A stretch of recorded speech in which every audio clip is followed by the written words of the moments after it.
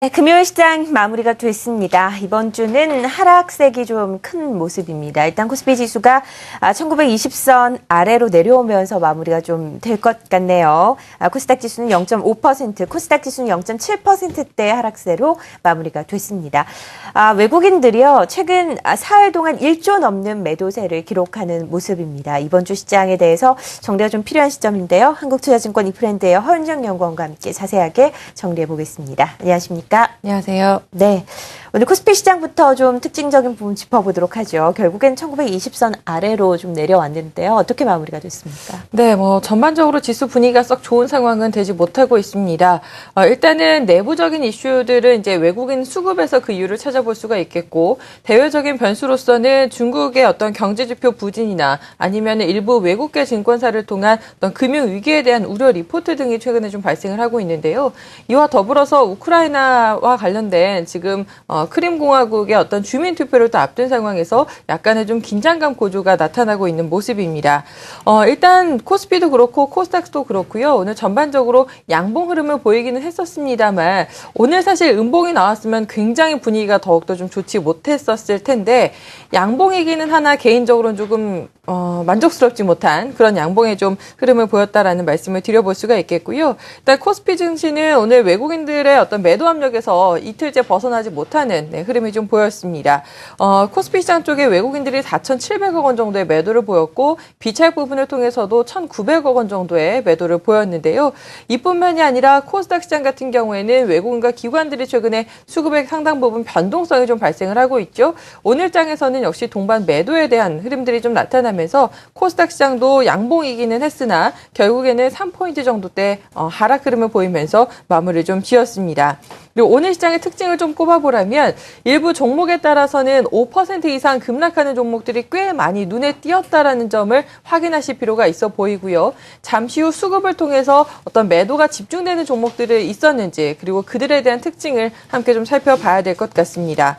장중 수급의 외국인들은 전기전자나 운수장비 쪽으로 매도세를 좀 보이는 모습이었고요. 기관들은 전기전자나 통신 쪽으로 오히려 매수 흐름을 보였습니다만 코스닥 시장 내에서는 오락이나 그리고 문화, 소프트웨어 쪽에 매도세를 집중시키는 모습이었습니다. 금일 전반적으로 업종 대표주들의 흐름을 좀 잠깐 살펴보실 텐데요.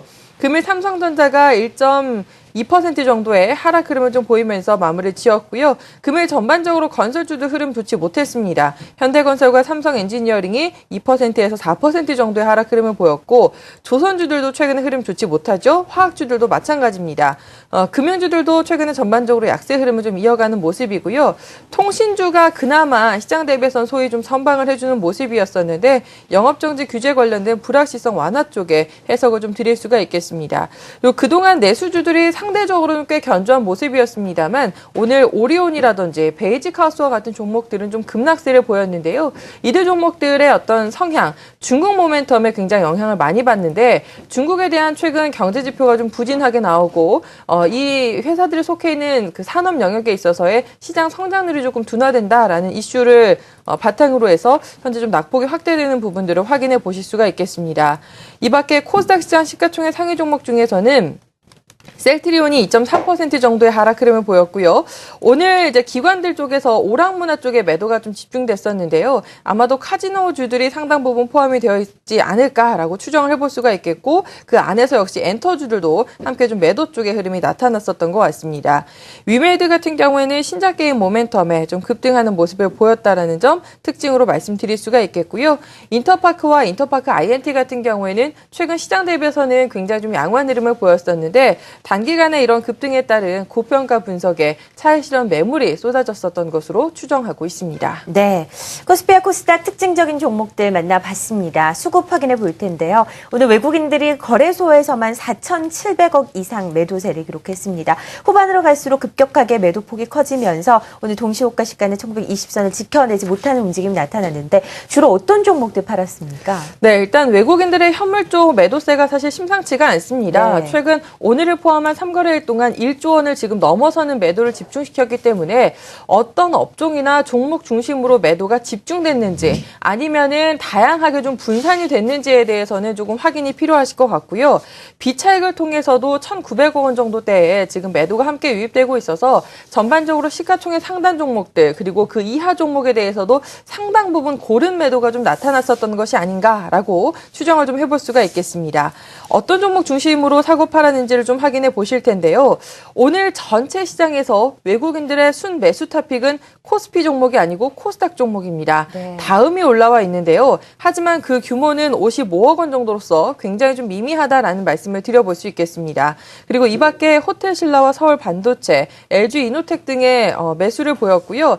여기 색깔이 조금 다르게 보이는 종목들이 이제 코스닥 종목이다라고 보시면 될 것 같습니다. 전반적으로 전체 시장에서 코스피에 대한 비중보다는 그래도 코스닥 시장의 어떤 매수세가 간간히 유입되는 모습으로 해석을 해볼 수가 있겠고요. 기관들의 매수타픽 종목은 SK 하이닉스가 올라와 있습니다. 400억 원 정도의 매수를 좀 보였고요. 이 밖에 포스코가 160억 원, 삼성테크윈이 110억 원 정도의 매수를 보였습니다. 이 밖에 최근 자동차들이 좀 주춤하는 모습들을 보여주고 있는데요. 현대차, 기아차와 현대모비스 쪽으로는 기관들의 매수세가 소폭 이어진 양상이었습니다. 이어서 매도 종목을 좀 보시겠습니다. 삼성전자의 매도가 아주 집중된 상황은 아니었었습니다. 470억 원 정도에 불과했기 때문인데요. 하지만 그 밑에 단의 종목들을 보시게 되면 전반적으로 100억 원대 이상의 좀 고른 매도 흐름을 좀 보인 것으로 말씀을 드려볼 수 있겠습니다.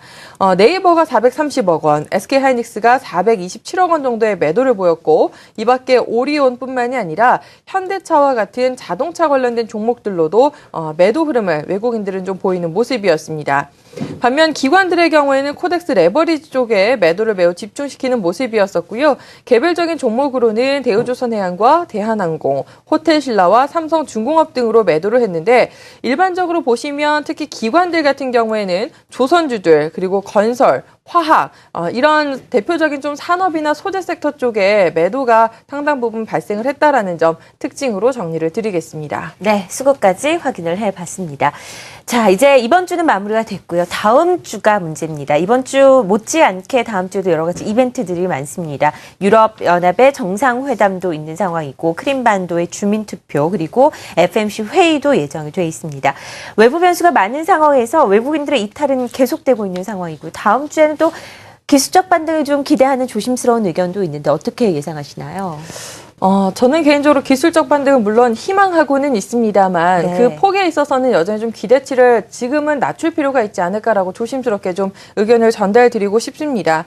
앞서 짚어드렸었던 것처럼 지금 코스피 현물시장 쪽으로 그동안은 외국인들이 선물시장의 변동성을 통해서의 어떤 매도나 매수 패턴을 보였었다면 최근에는 코스피와 같은 현물시장 중심으로의 지금 매도세가 상당히 집중되는 모습을 보이고 있고 3거래일 동안 1조 원이 현재 넘어선 상황입니다. 그리고 코스닥에서는 수급의 그동안 안정성이 상대적으로 나타났었던 것이 다시금 지금 변동성을 보여주고 있는 상황인데요. 결국에 수급 기반이 우리나라 시장에 상대적으로 좀 취약한 상황에서 외국인들에 의해서 계속 좌우될 수밖에 없는 그런 시장 분위기가 나타나고 있기 때문에 다음 주 일단 외국인들이 현선물에서의 좀 개선 흐름을 보여줄 수 있을지에 대한 여부가 기술적 반등에 가장 큰 영향력을 행사할 것이다라는 말씀을 드려볼 수가 있겠고요. 이번 주 일요일이 되겠습니다. 우크라이나의 지금 크림 공화국과 관련돼서 이제 주민 투표가 좀 예정이 되어 있는데 그를 놓고 러시아와 또 다른 서방 국가들 간의 어떤 긴장감이 좀 고조될 수 있는 시점이라는 점은 유의가 필요하실 것 같고요. 중국과 관련돼서도 단기적인 기대치는 조금 낮추시는 전략에 대해서 좀 말씀을 드려보고 싶습니다. 다만 다음 주에 있을 FOMC 회의에서는 지금까지였었던 것처럼 이제는 세 번째 100억 달러 정도 규모의 테이퍼링이 추가로 실시될 가능성을 참 높게 보고 있는데요. 이미 세 번째인 만큼 시장에 크게 추세를 부담을 줄 이슈로 판단하고 있지는 않습니다만 지금 전반적인 센티멘털 자체가 굉장히 약화되어 있는 상황이기 때문에 자그마한 이슈에도 굉장히 좀 크게 반응할 수 있는 시장이라는 점은 조금 유의가 필요하지 않을까라는 생각이 들고요.